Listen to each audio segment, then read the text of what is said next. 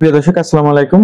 বাংলাদেশের রাজনীতি নিয়ে এবং বাংলাদেশকে নিয়ে সারা বিশ্বের বিভিন্ন জায়গা থেকে মানুষজন নজর রাখছে এবং বাংলাদেশের ভবিষ্যৎ রাজনীতি নিয়েও অনেক আলোচনা সমালোচনা হচ্ছে। এইসব বিষয়গুলোর উপর বিশেষ করে ব্রিটিশরা খুব বেশি নজরদারি করে বা চেষ্টা করে বিভিন্ন মতামত চাপিয়ে দিতে অথবা মতামত প্রদান করতে।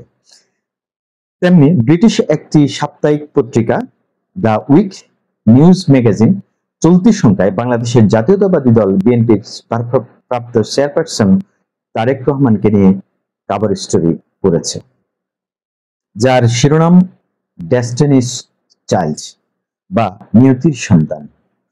উইক ম্যাগাজিনের নয়াদিল্লি ব্যুরো চিফ নম্রতা বিজি আহুজার লেখা ওই শীর্ষ প্রতিবেদনে বলা হয়, আওয়ামী লীগ সরকার কর্তৃক বিএনপি ভাঙার চেষ্টার বিপরীতে তারেক রহমানের নেতৃত্বেই দল ঐক্যবদ্ধ রয়েছে এবং তারেক রহমান পরবর্তী প্রধানমন্ত্রী হওয়ার পথে রয়েছেন, কারণ দিন দিন তার জনপ্রিয়তা বাড়ছে।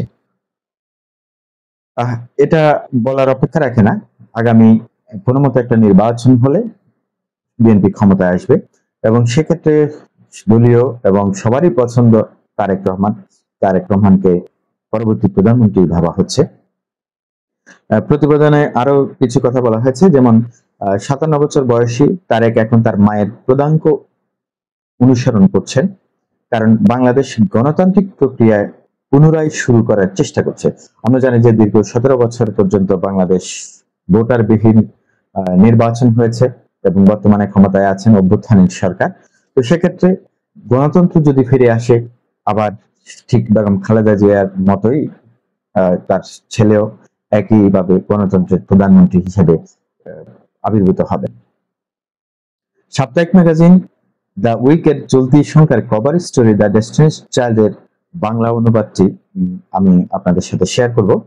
যে বাংলাদেশের পরিবর্তন তারেক রহমানকে একটি সুযোগ এনে দিয়েছে, সেটা অবশ্যই, মানে এটা কবে নাগাদ আসতো, বাংলাদেশের বিএনপির যে আন্দোলনের গতি ছিল সেটা আসলে বলা বাহুল্য। যে এখন বললে হয়তো বিভিন্ন বিতর্ক সৃষ্টি হবে, তবে এই নির্বাচন কবে হতো তার কোনো ঠিক ঠিকানা ছিল না। যাই হোক, ছাত্রদের অভ্যুত্থান বলে একটা সুযোগ এসেছে, তো সেক্ষেত্রে বিএনপিকে অন্তত এই সুযোগটা কাজে লাগাতে হবে। বিএনপি মানে তারেক রহমান, তবে তারেক রহমান নিশ্চয়ই তার লেজকে ঠিক রাখবে, মানে তার নেতাকর্মী, তৃণমূল পর্যায়ের নেতাকর্মীদেরকে ঠিক রেখে সামনে এগিয়ে চলবেন। যে কথাগুলো পত্রিকায় বলা হয়েছে সেটা আমি আপনাদের সাথে তুলে ধরছি। বাংলাদেশের রাজনীতিতে পরিবর্তন একটি গুরুত্বপূর্ণ মুহূর্ত হতে পারে তারেক রহমানের জন্য, যিনি বর্তমানে বাংলাদেশ জাতীয়তাবাদী দলের বিএনপির ভারপ্রাপ্ত চেয়ারপারসন।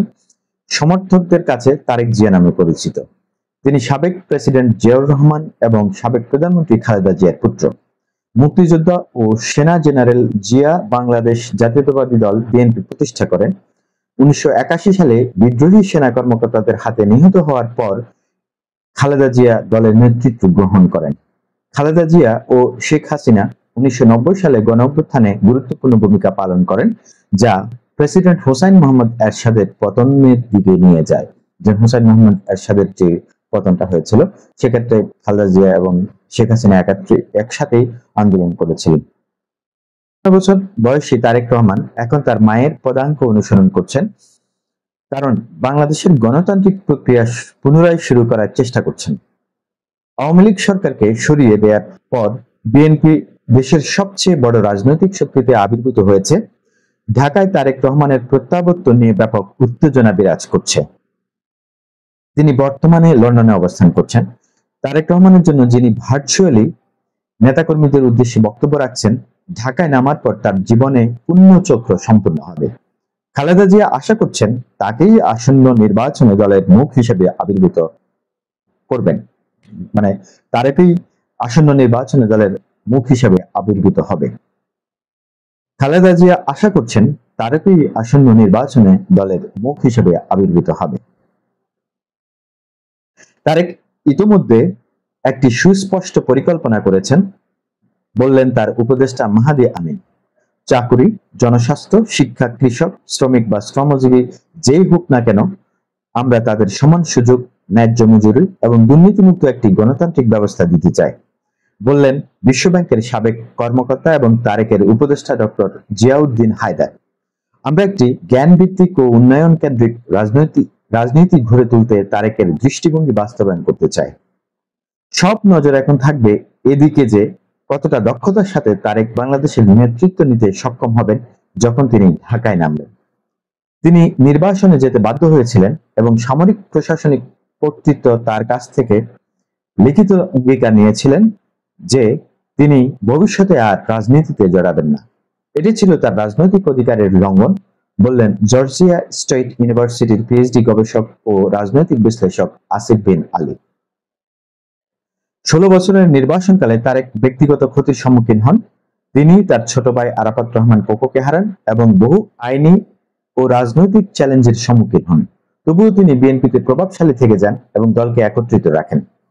আওয়ামী লীগ সরকার কর্তৃক দল ভাঙার চেষ্টার বিপরীতে তারেক এবং মির্জা ফখরুল ইসলাম আলমগীরই দলকে ঐক্যবদ্ধ রেখেছেন, বলেন আসিফ আলী। 2009 সালে দলের পঞ্চম জাতীয় কাউন্সিলে তারেক বিএনপির সিনিয়র ভাইস চেয়ারম্যান নির্বাচিত হন এবং 2016 সালে পুনর্নির্বাচিত হন। অরফানেজ ট্রাস্ট দুর্নীতি মামলায় তার মায়ের কারাবরণের পর থেকে তিনি দলের ভারপ্রাপ্ত চেয়ারম্যান হিসেবে দায়িত্ব পালন করছেন। তারেক বাংলাদেশের পরবর্তী প্রধানমন্ত্রী হওয়ার পথে রয়েছেন, কারণ তার জনপ্রিয়তা দিন দিন বাড়ছে, বললেন আলী।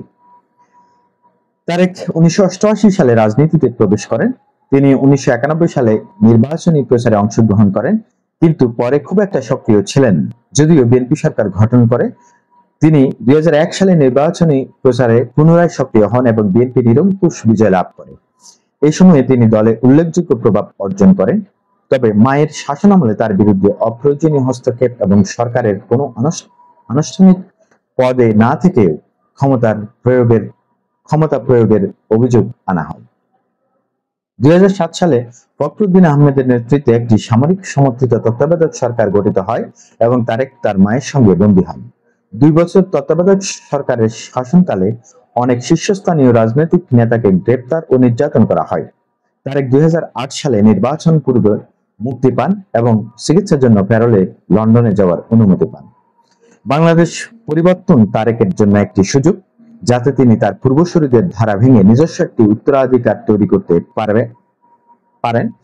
প্রশ্ন হলো, তিনি কেমন নেতা হবেন? আমরা বাঙালি আসলে ভালো একজন নেতৃত্বের খোঁজে আছি।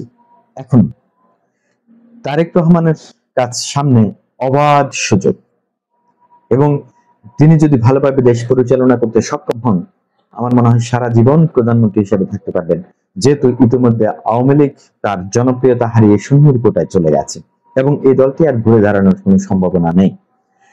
এক্ষেত্রে যে কাজটা করতে হবে, বিএনপির তৃণমূল পর্যায়ের নেতৃত্বে যারা থাকবেন, অতি লোভ করে দলের শীর্ষস্থানীয় নেতাকর্মীদের বিপদে ফেলা উচিত হবে না এবং তারেক রহমানকে অবশ্যই সেই জিনিসটা অত্যন্ত কঠোর হস্তে দমন করতে হবে।